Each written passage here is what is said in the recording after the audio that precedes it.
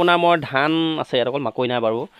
ধানটো মিলিং কৰি মিলত পুৰা গুৰিকৈ পিছাই দিওঁ পিছাই লোৱাৰ পিছত মই সেইটো আনি পেলাই পানীটো বইল কৰোঁ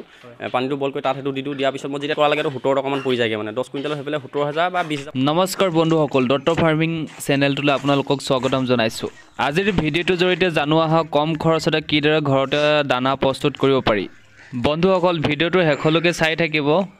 ভাল পালে লাইক কৰিব শ্বেয়াৰ কৰিব লগতে সাবস্ক্ৰাইব কৰি দিব আৰু কাষতে থকা বেল আইকনটো ক্লিক কৰি দিব গতিকে এতিয়া দেৰি নকৰি আমি জানোৱা হওক ঘৰতে দানা কিদৰে প্ৰস্তুত কৰিব পাৰি আপোনালোকে যি দানা দেখিছে বাচনত এটা ঘৰতে প্ৰস্তুত কৰা দানা হয় এতিয়া আমি মোৰ বন্ধুৰ পৰা জানিম যে তেওঁ এই দানা কিদৰে ঘৰতে প্ৰস্তুত কৰিছে মই জানিব বিচাৰিছোঁ যে আপুনি দানা কিদৰে প্ৰস্তুত কৰে ধান আৰু মাকৈ সেই দুটা মিলিং কৰি পেলাই গুৰি কৰি সেইটো সিজাই পেলাই বজাৰত যিটো পেকেজিং দানা ড্ৰাই ফ্ৰুটটো তাৰ লগত মিক্স কৰি তেনেকৈ খুৱাওঁ মই হয় ঘৰৰ যিটো দানা দিয়া প্ৰক্ৰিয়া আৰু আপুনি যিটো বজাৰত যেটা মিক্স কৰে নহয় হয় হয় সেই প্ৰক্ৰিয়াৰ পৰা জনাই দিব নেকি কেনেকৈ দানাটো এনেকুৱা ধৰণে মিক্স কৰোঁ মই ধানটো হওক বা মাকৈটো হওক আপোনাৰ মিলত পুৰা গুৰিকৈ পিছাই দিওঁ পিছাই লোৱাৰ পিছত মই সেইটো আনি পেলাই পানীটো বইল কৰোঁ পানীটো বইল কৰি তাত সেইটো দি দিওঁ দিয়াৰ পিছত মই যেতিয়া ঠাণ্ডা হোৱাৰ পিছত মই ইহঁতক কি কৰোঁ যিটো পেকেজিং দানা যিটো পেকেট দানাটো ইহঁতক যিমানটো পৰিমাণে দিব লাগে বা কাৰোবাক আধা কেজি কাৰোবাক 1 কেজি বা কাৰোবাক 1.5 কেজি সেইটো পৰিমাণৰ লগত মই সেইটো দানা লগতে দি পেলাই পানী দি ফিটি পেলাই যিখিনি মেডিচিন দিব লাগে লগত সেই মেডিচিন দি পেলাই মই তেনেকৈ খুৱাই আছোঁ সিহঁতক তেনেকৈ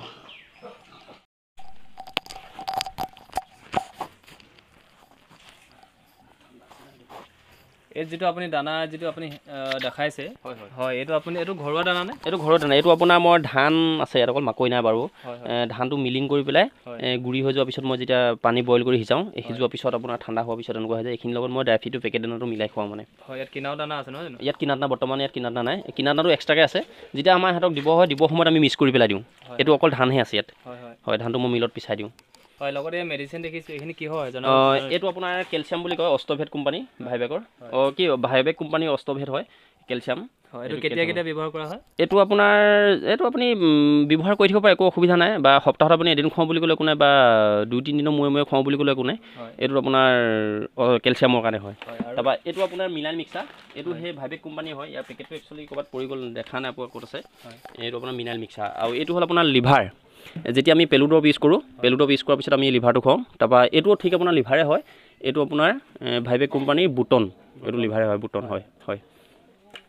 এটা আপুনি কিমান পৰিমাণৰ ইউজ কৰে পোৱালি গাহৰি হওক বা গাভিনী গাহৰি বা যিটো বৰ হয় হয় হয় মই যিখিনি এতিয়া মোৰ গাহৰি আছে প্ৰেগনেঞ্চি হওক বা আপোনাৰ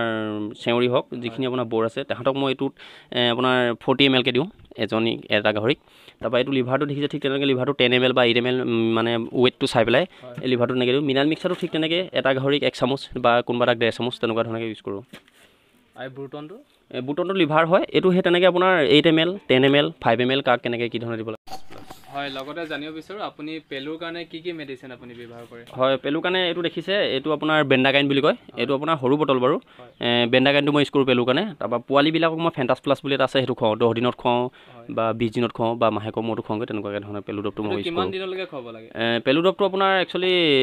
1.5 মাহ 2 মাহ ভিতৰত খুৱাব লাগে পোৱালিখিনি খালি 10 দিনত খুৱাই আকৌ এমাহত খুৱাব লাগে পোৱালি যেতিয়া আপোনাৰ মাকৰ গাখীৰ খাই থাকে আৰু মানে দানা খাবলৈ আৰম্ভ কৰিছে তেতিয়া আপোনাৰ পেলু দৰৱটো মই পোৱালিক খুৱাওঁ এইটো ফেণ্টাছ প্লাছ বুলি কয় এইটো খুৱাওঁ সিহঁতক হয় হয় লগতে জানো আহক তেওঁ দানা খুৱাওঁতে মাহেকত কিমান খৰচ হয় মোৰ যিখিনি আপোনাৰ খৰচা হ'ল এনেকুৱা ধৰণৰ পেকেট দানা মোৰ এদিনত 1 পেকেট লাগে ইহঁতক মই ধান আৰু মাকৈটো দিয়াৰ পিছতো পেকেট দানা 1 পেকেট লাগে আপোনাৰ মাহেলত মোৰ 30 পেকেট দানা 30 পেকেট দানা আপোনাৰ এতিয়া দানা যথেষ্ট দামো বাঢ়িলে আগতকৈ এপেকেট দানা এতিয়া ফিনিচাৰ দাম আপোনাৰ 1500 টকা সেইটো হিচাপত আপোনাৰ 30 পেকেট ধানৰ 45,000 হৈ যায় আৰু লগতে মোৰ ধান আৰু মাকৈ আপোনাৰ মান্থলি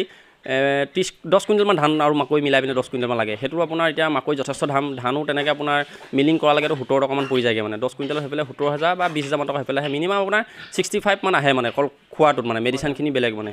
হয় হয় মাহেকীয়া ভিডিঅ'টো শেষলৈকে চাই থকাৰ বাবে আপোনালোকক ধন্যবাদ থাকিল আশা কৰোঁ আপোনালোকে ভিডিঅ'টো ভাল পালে যদি ভিডিঅ'টো ভাল পাইছে নিশ্চয় লাইক এটা কৰিব গাহৰি সম্বন্ধীয় যদি কিবা তথ্য জানিব বিচাৰিছে তেনেহ'লে কমেণ্ট কৰিবলৈ নাপাহৰিব গতিকে ভিডিঅ'টো আজি ইমানতে শেষ কৰোঁ ধন্যবাদ